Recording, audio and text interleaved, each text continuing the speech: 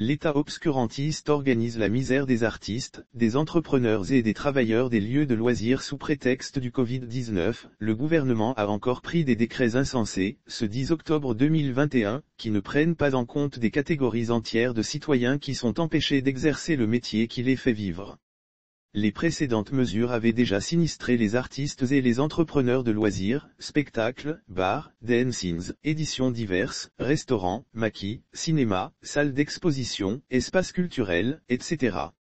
Ce qui est choquant dans cette affaire, ce ne sont pas les mesures de protection du Covid-19 en tant que telles, mais l'absence cynique de mesures d'accompagnement de ces travailleurs des loisirs. En effet, de nombreux spectacles ont été programmés pour ce mois de septembre. Ils sont tous supprimés pendant un mois au moins. Or ces spectacles ont requis des semaines ou des mois de préparation, de travail et de dépenses financières. De lourds sacrifices voire de dettes jetées à la poubelle.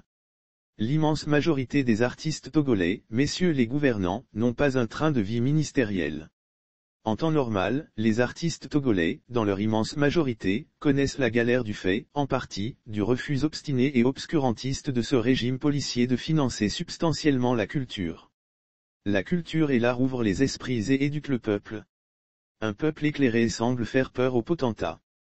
On ne manipule pas facilement un peuple éclairé. Cette odieuse politique de censure de la culture par le refus de financement digne de ce nom, est une atteinte grave à l'éducation nationale que l'État a le devoir de promouvoir, selon la Constitution. La culture fait partie de l'éducation nationale. Acheter un logiciel israélien espion à des milliards comme Pegasus, est-il prioritaire par rapport au financement de la culture? Telle est la priorité vitale pour un peuple paupérisé. De quoi a-t-on si peur? De qui se moque-t-on avec un fonds d'aide à la culture de 300 millions CFA environ pour tout un pays tous arts et domaines culturels confondus, alors que cette somme ne peut même pas financer un film?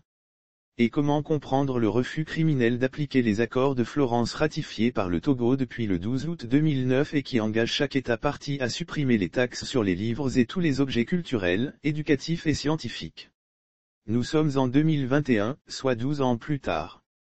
Ce refus du régime illégitime fait de la consommation de la culture, des objets culturels, éducatifs et scientifiques un luxe dans ce pays si pauvre.